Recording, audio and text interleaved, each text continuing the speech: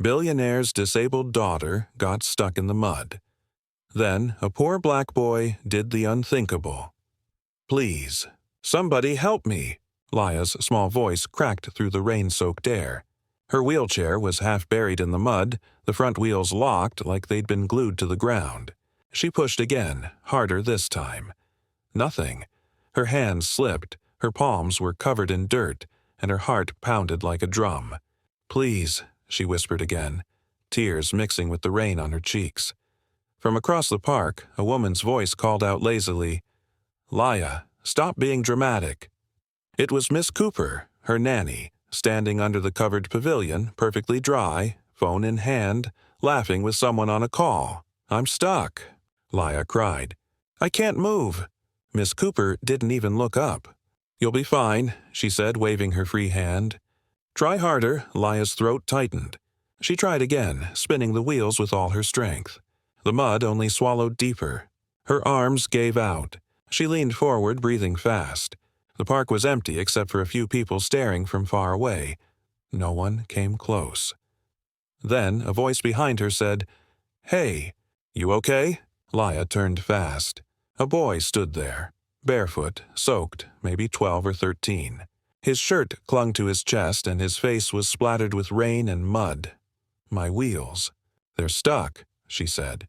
He stepped closer, looking at the mess. "All right, don't cry. I got this." Before she could speak, he walked straight into the mud. His feet sank instantly, but he didn't stop. He crouched down behind the chair and grabbed the handles. "Hold tight," he said. Then he pushed. The mud fought back, thick and heavy. The boy grunted, his arms shaking, his body straining against the weight. Laya held the armrests, eyes wide, too scared to breathe. "Come on, move!" he yelled, pushing again. With a loud pop, the wheels broke free. The chair rolled backward, landing on dry ground. Laya gasped in shock. The boy stumbled, almost fell, then laughed softly. "Told you," he said, smiling through mud and rain. That's when Miss Cooper came running, face red with anger. "What are you doing?" "Get away from her," she screamed. The boy froze, confused. "Don't touch her," she snapped. People nearby stopped to watch. Phones came out. Someone whispered, "He tried to hurt her." Laya's voice trembled. "No, he helped me." But no one seemed to hear her. The boy stepped back, scared and muddy. And in that one moment, the kindness that had just saved her was about to turn his life upside down. "Step away from her right now." A man's voice thundered through the park. The crowd parted like a wave. A tall man in a black coat ran toward them, his shoes splashing through puddles. His face was pale with fear and rage. It was Daniel Anderson, the billionaire everyone in the city knew. Laya's father. "Dad!" Laya gasped, her hands shaking. Daniel rushed forward and knelt beside her. "Sweetheart, are you okay? What happened? Did he hurt you?" His eyes shot up at the boy, sharp and cold. I didn't hurt her," the boy stammered, stepping back. "She was stuck. Don't lie to me," Daniel snapped. "Look at you. You're covered in mud. What did you do to her?"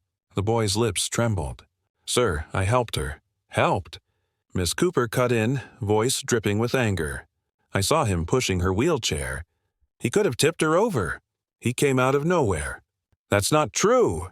Laya cried, tears spilling down her cheeks. "He helped me, Daddy.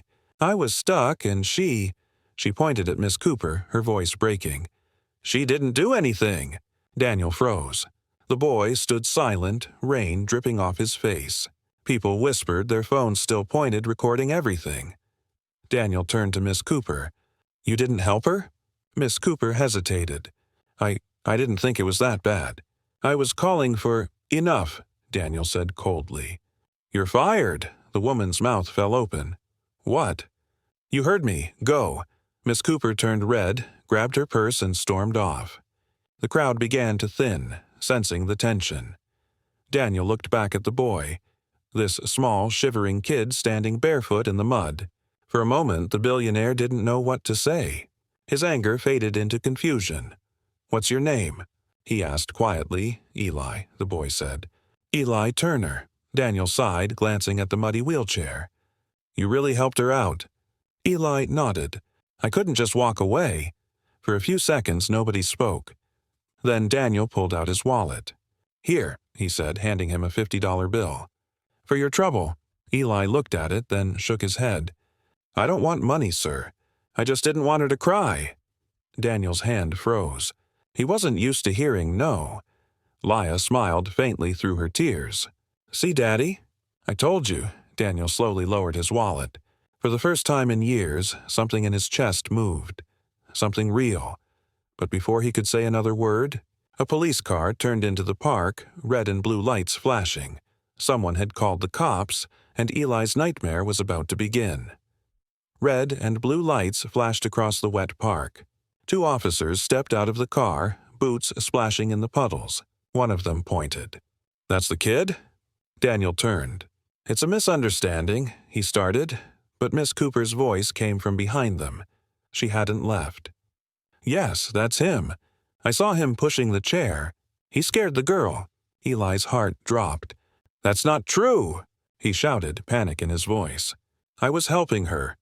Sir, calm down, the officer said, stepping closer. What's your name? Eli Turner. The other cop looked him up and down. Muddy clothes, bare feet, trembling hands. You live around here, son? Eli nodded. Over on Pine Street. My mom's cleaning houses today. I was walking home. Daniel rubbed his forehead. Officers, please, my daughter just told you what happened. He saved her, Leah's voice cracked. He did, Daddy. Please tell them. The younger officer crouched to Leah's eye level.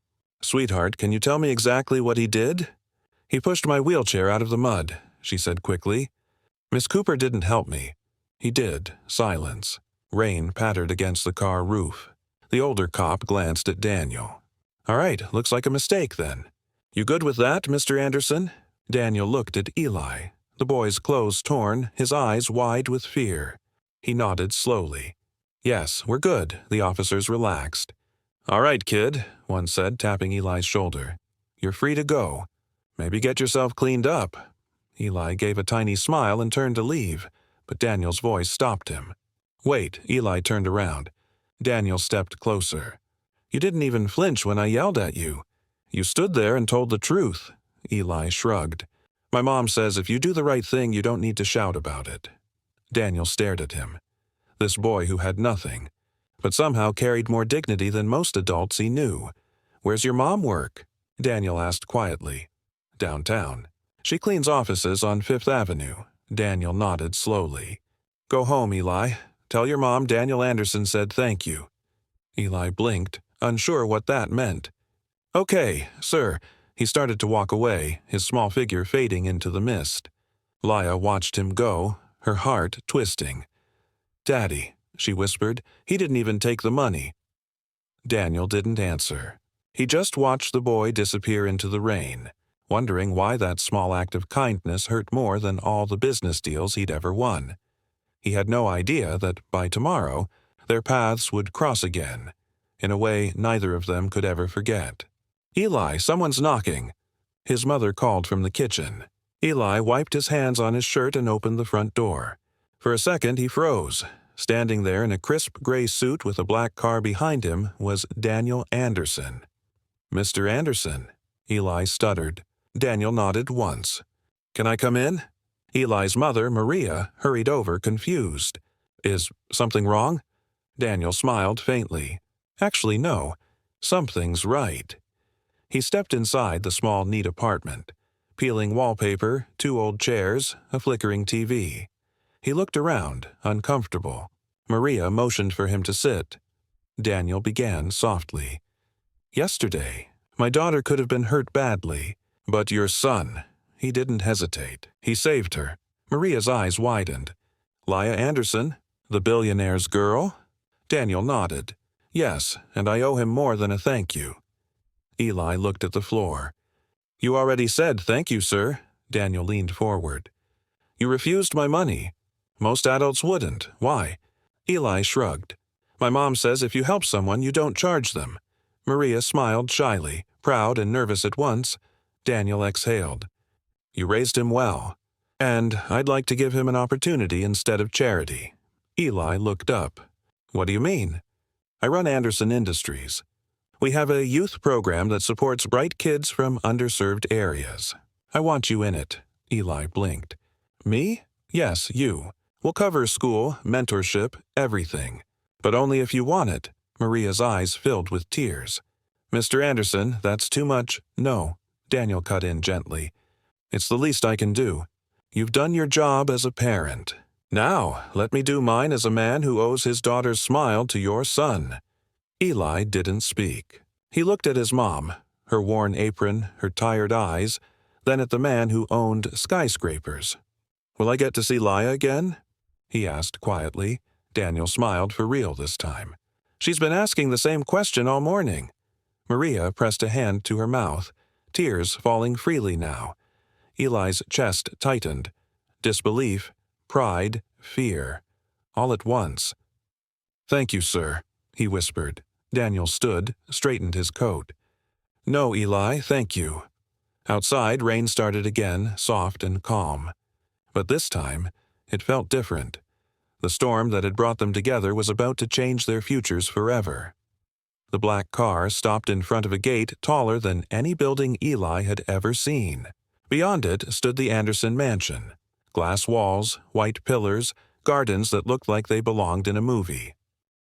Eli stepped out slowly, holding his backpack tight. His shoes were still worn out, his jeans faded. The driver opened the door with a polite nod. "This way, young man," Eli's heart thumped. Every step onto that clean marble driveway made him feel smaller. The front doors opened before he could knock. Laya's voice came from inside, bright and excited. "Eli!" She rolled her wheelchair forward, grinning from ear to ear. "You came!" Eli smiled. "Yeah, you invited me. I didn't think you'd actually show up," she said, laughing. "Come in. Dad said you're joining his mentorship thing.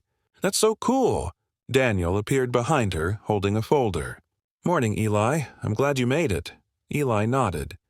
"Yes, sir." The mansion's staff stopped to stare as he walked past. A barefoot boy yesterday, now standing in a billionaire's living room. Two maids whispered. A man in a suit frowned, Laya noticed. "Don't mind them," she said quietly. "They just don't understand," Eli shrugged. "I'm used to that." Daniel cleared his throat. "Eli, this program will start next week. You'll work with our engineers and designers after school. You'll get access to everything. Tools, training, tutors." Eli's eyes widened. "Really? I thought it was just classes." Daniel smiled. "I don't offer halfway chances." Then, from the corner of the room, an older man, Mr. Graves, Daniel's business partner, spoke. "You're seriously bringing him here?" Daniel turned. "Excuse me?" "This boy," Graves said. "You don't know his background. What if this turns into a headline you don't want?" Eli froze. His chest tightened. Laya frowned. "He's my friend," Graves scoffed. "He's from Pine Street. That place is full of trouble." Daniel's jaw tightened. "He saved my daughter's life." Graves shook his head. "Sometimes good deeds have a price. Don't mix charity with business, Daniel." For a moment, silence filled the grand room. Rain tapped gently against the glass walls. Then Daniel said firmly, "If doing the right thing costs me business, then maybe I've been doing business wrong." Graves didn't reply. He just walked away. Laya smiled softly at Eli. "Don't worry. Dad doesn't care what they think, but Eli did. He felt the eyes, the whispers, the invisible walls. Still, when he looked at Laya, the girl he'd pulled from the mud, he knew one thing for sure. He wasn't going to quit now. "Ready?" Daniel asked as Eli stepped out of the car in front of Anderson Industries. Eli looked up. Glass towers touching the clouds, people in suits rushing through security gates, their shoes clicking on clean marble floors. He swallowed hard. "I think so," Daniel smiled. "You'll do fine. Just be yourself." Inside, everything gleamed. White floors, silver elevators, bright lights.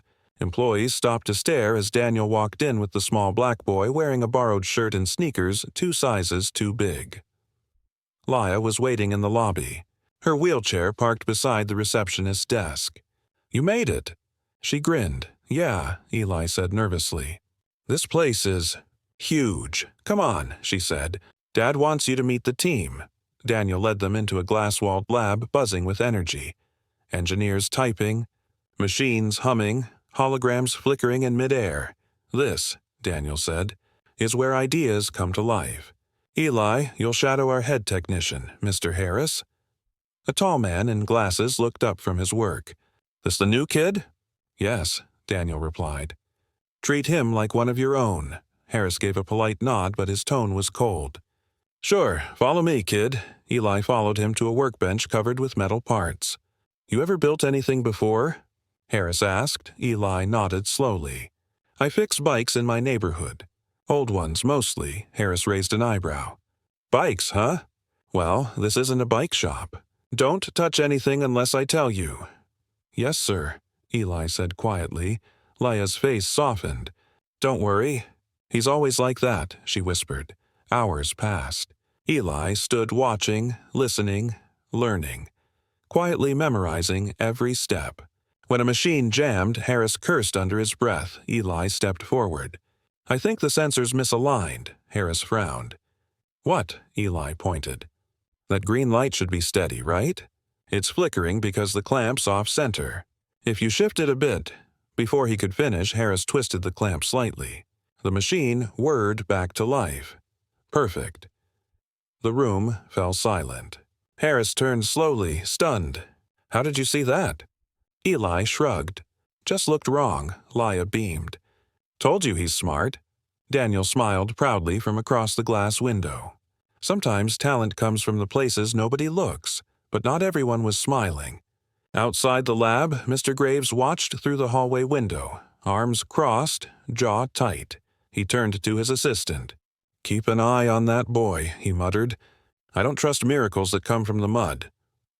Eli, Mr. Graves wants to see you in Lab 3, a voice said from behind him.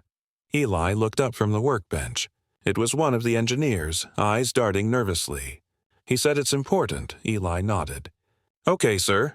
He wiped his hands and walked down the hallway. Lab 3 was empty when he entered.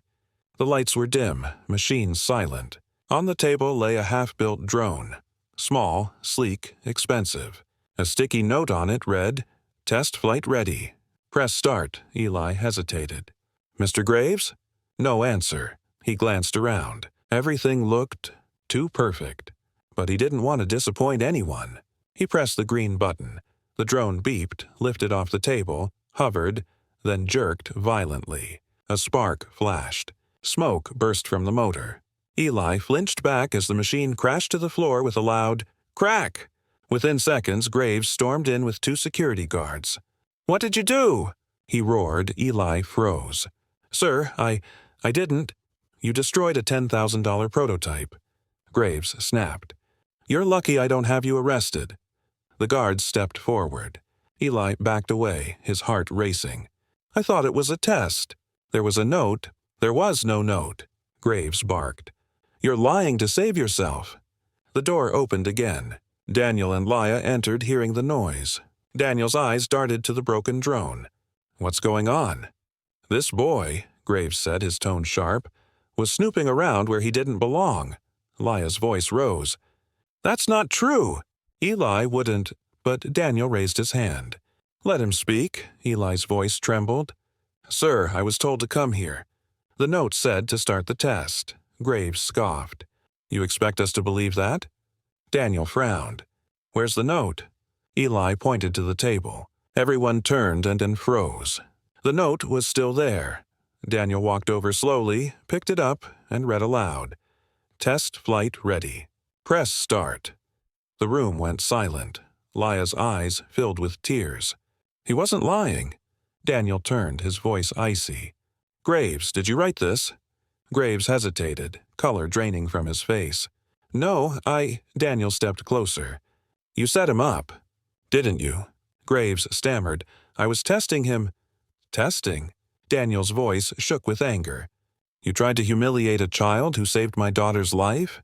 Graves said nothing. Daniel looked at the guards. Get him out of here. They grabbed Graves by the arms and led him out. The entire lab had gone silent. Workers peeking through glass walls, whispering. Eli stood still, shaking. I didn't mean to cause trouble, sir.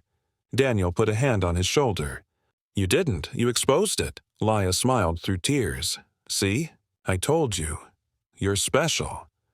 And for the first time in his life, Eli believed it. But neither of them knew. The biggest moment was still coming. Tomorrow, everything would change again. The next morning, Eli stood outside the mansion again. But this time, not as a visitor. He was there as a guest of honor. Come in, Daniel said, smiling proudly. We have something for you. Inside the grand hall, a small group of reporters, employees, and students had gathered. Cameras flashed, microphones hovered. Leah sat in her chair near the front, eyes bright. Daniel stepped up to the podium. Yesterday, a young man reminded me what true courage looks like, he began. Not in a boardroom, not on a stage. In the rain, in the mud, with no cameras, no reward. Just kindness. He turned toward Eli. That young man is Eli Turner. Applause filled the room. Eli froze, his heart pounding, hands shaking. He wasn't used to being looked at like this. Daniel continued, From today, Eli will be the first recipient of the Anderson Foundation Scholarship, a program for kids who don't get chances but still choose to do good. We'll fund his education fully, and his mother's cleaning business will receive our full partnership. Gasps and claps echoed through the hall. Maria, standing in the back, covered her mouth in disbelief.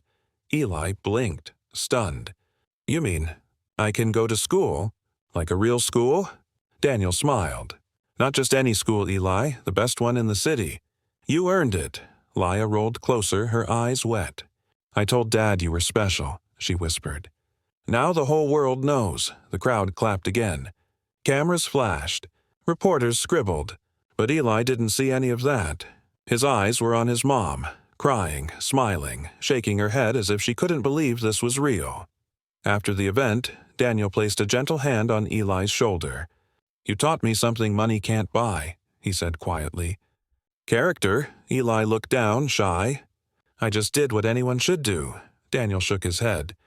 No, son. Most people walk away. Outside, the sun finally broke through the clouds. The same park where they'd first met glimmered across the hill, dry, golden, peaceful. Leah smiled. Can we go there again someday? Eli grinned. Only if you promise not to get stuck this time. She laughed, the sound free and bright. Daniel watched them both, the girl who found courage in a stranger, and the boy who found family in kindness. Sometimes fate doesn't shout, it whispers. Through rain, mud, and a single act of good, and for Eli Turner, that whisper had just changed his whole world.